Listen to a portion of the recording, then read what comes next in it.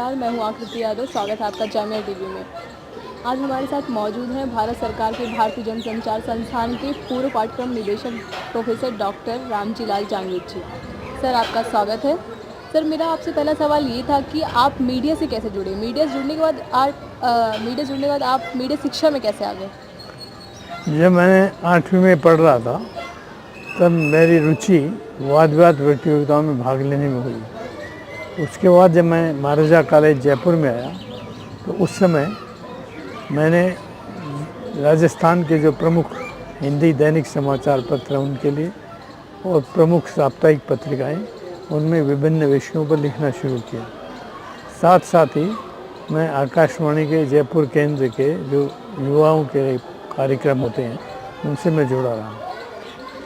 राजस्थान विश्वविद्यालय में शिक्षा पूरी करने के बाद एमए की उपाधि प्राप्त करने के बाद में मैं दिल्ली में आया और हिंदुस्तान टाइम्स समूह के जो दैनिक हिंदुस्तान है उसके संपादकीय विभाग से जुड़ गया। 12 साल तक मैंने वहाँ पर काम किया।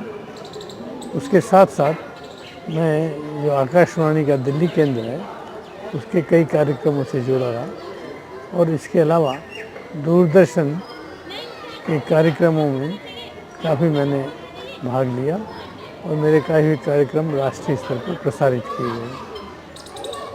12 वर्ष मैं दैनिक हिंदुस्तान से जुड़ा रहा, 1968 से 1979 तक।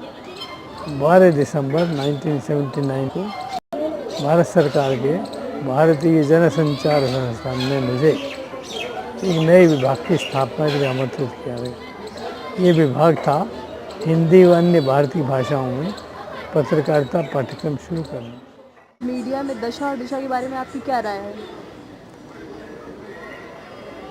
कुछ लोगों का मानना है कि आज के मीडिया में सिर्फ 2 ही चीज़ें सही हैं। एक तो वो जो अखबार है उसका जो नेम प्लेट है, नाम है, वो सही छपता है और दूसरी तारीख सही छपती है। बाकी सारी की सारी चीज़ें जो हैं वो सारी की सारी झूठी होती हैं ज़्यादातर, क्योंकि फेक न्यूज़ का ज़माना आ गया है। पत्रकारिता में मिलावट आ गई है। एक रंग चढ़ा कर के समाचारों को पेश किया जाता है। एक विशेष राजनीतिक दल का समर्थन या विरोध किया जाता है।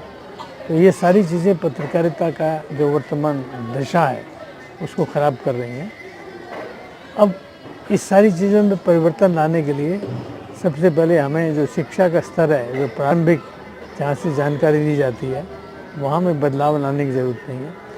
क्योंकि पत्रकारिता का काम न किसी की स्तुति गाना है, न केवल किसी को गाली देना देना है। पत्रकारिता एक दर्पण की तरह है।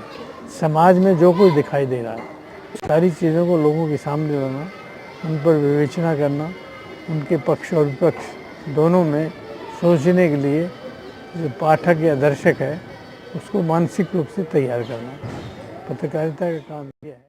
मीडिया की शिक्षा ले रहे छात्र और छात्राओं का आपका क्या संदेश है? आज के छात्र और छात्राओं को ये समझना ज़रूरी है कि मीडिया एक संक्रमण काल से गुजर रहा है। उस पर बहुत सारे दिशाओं से दबाव बढ़ रहे हैं और उसको इसके बीच में अपना जो उद्देश्य है, अपनी जो भूमिका है, उसका जो कर्तव्य है, उसकी जो जिम्मेदारियां हैं, उसको अच्छी तरह से पहले समझना है और उसके ऊपर चलना है। हालांकि बहुत दबाव के कारण मीडिया जो है उसकी जो दशा होनी चाहिए और दिशा होनी चाहिए वो नहीं रही है। कई लोगों का ये मानना है कि आज के जो समाचार पत्र छप रहे हैं उनमें केवल 2 ही चीज़ें सही आ रही हैं। एक तो उसका जो नेम प्लेट है, नाम जो छपता है वो सही आ रहा है और एक जो तारीख छपती है वो सही आ रही है। बाकी जो उसकी विषय वस्तु है वो सारी की सारी जो है एक ख़ास चश्मे से देखी हुई है, एक ख़ास रंग में रंगी हुई है और ख़ास तौर से वो क्या है कि सत्तारूढ़ दल की आरती बन के रह गई। पत्रकारिता का काम ये नहीं। पत्रकारिता का काम है केवल ईमानदारी और सच्चाई से जो कुछ समय है, जो कुछ समाज है, उसको सामने लाना और उसके बाद में वो पाठक और दर्शक के विवेक पर छोड़ देना और उनको इसके लिए मानसिक रूप से तैयार करना। क्योंकि अगर डरा हुआ देखने वाला या सुनने वाला है या पढ़ने वाला है तो फिर वो जो नई पीढ़ी आ रही है उसके लिए और एक चिंता का विषय हो जाता है। अब ये सारा दबाव कहाँ आ रहा है, क्यों आ रहा है, इसके लिए जो समाचार पत्र या मीडिया का जो मालिकाना ढांचा है, जो स्वामित्व का ढांचा है, वो उसके लिए दोषी है। क्योंकि बहुत सारे जो लोग आए हैं वो केवल मीडिया को एक समझते हैं, उत्पाद के रूप में समझते हैं, जैसे सीमेंट बेचना है या नमकीन बेचना है। तो इससे जो है मीडिया का कोई सरोकार है नहीं। मीडिया के जो सामाजिक सरोकार है, मीडिया का मुख्य काम यह है कि जो समाज का अंतिम व्यक्ति है, जो परेशान है, जो दुखी है, जिनको अधिकारों से वंचित किया गया है, जो हाशिए पर धकेल दिए गए हैं, उनके हितों की रक्षा करें, उनको पहचानें, उनके हित क्या हैं, और फिर उसके बाद उनके लिए वो रास्ता ढूंढे।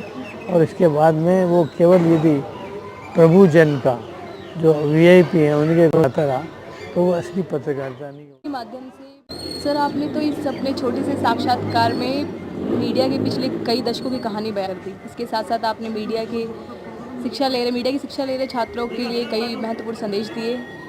आपने अपना महत्वपूर्ण समय देकर अपना अनुभव साझा किया। आपका बहुत बहुत धन्यवाद।